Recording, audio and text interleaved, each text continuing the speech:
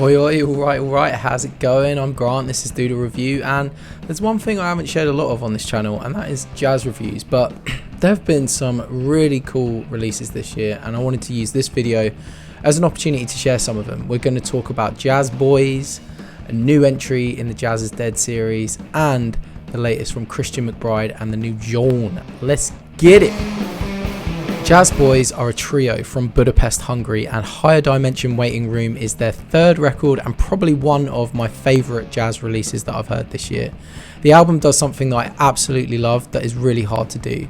It uses pretty much all the same instruments and sounds throughout, aside from, a few overdubs here and there. The core record is just bass, drums, synth, and then occasionally piano or horns over the top, and I love it when albums do this because it just gives the sense of being present in one session while the band just work out the music on the spot.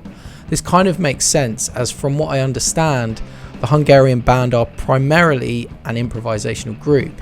While I'm sure more time has gone into the finished record, it stands to reason that the bones of each song here were probably conjured up with just the three members locked in their telepathic groove.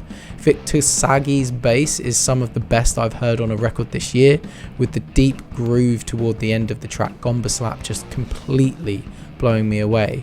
Tamas Sirozak's drums really remind me of Yusuf Dayis in the rolls and fills throughout, and if you like The Comet Is Coming and especially that Tom Misch record with the Yusuf Dayis, you definitely need to check out the Jazzbois. This album is fantastic. It's a 9 out of 10 from me. In the now 18 volumes of this long-running jazz series, this collaboration has always been my most anticipated. At the start of the series, back in 2020, I didn't know if Adrian Young and Ali Shaheed Mohammed, strangely absent from this entry, but I didn't know if they even had legendary Nigerian drummer Tony Allen on their roadmap, and when he sadly left this mortal plane just a few months after the first album dropped, the chances just dropped off the map. I thought it would never happen. However, hope was suddenly rekindled 2 years later upon the release of Jazz is Dead Volume 11, a compilation providing several individual collaborations that have since been released as full albums across subsequent entries. Included in Volume 11 was a fantastic Tony Allen number called Ibun, and this kicks off Volume 18 in style. It's as good now as it was then, and what we get on the following record, while not flawless, is absolutely a treat.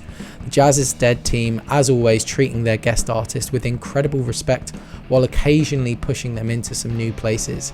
Some of my favourites include Oladipo, with a group built around a steady organ pulse that occasionally breaks for a tension building climb, and it's a perfect Tony Allen groove with fantastic bass playing that is dynamic and in the pocket. The flutes on Don't Believe the Dancers provide an instant summer jazz flavour, while the marimba provides the perfect cooling balm to the spicy wah guitars.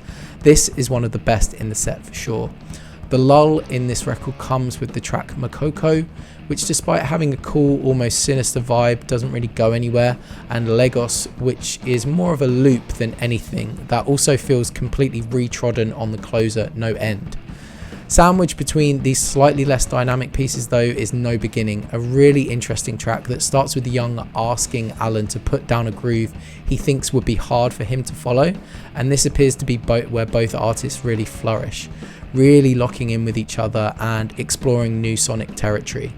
It's a bittersweet moment, being thankful that we were given one last opportunity to hear Allen in this zone, but sad we won't get to hear it again.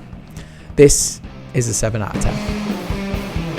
Christian McBride is a highly decorated and highly celebrated jazz bassist, and his new Jawn project sees him take on the added role of band leader to Marcus Strickland's sax, Josh Evans' trumpet, and Nashit Waite's drums. Together, they form a solid quartet that brings their powers to standards as well as originals on this second album as a group, Prime. The record starts with Head Bedlam, a track that begins with enough chaotic dissonance and noise to almost put me off at first, having been led to the album by McBride's smoother compositional work. This opening is a bit of a red herring though, as after a minute or so of this chaos, a groove does emerge. Led by McBride's double bass that rides the very stitching of the pocket itself, the track reveals itself to be a deliciously smooth piece with fantastic horns from both Evans and Strickland.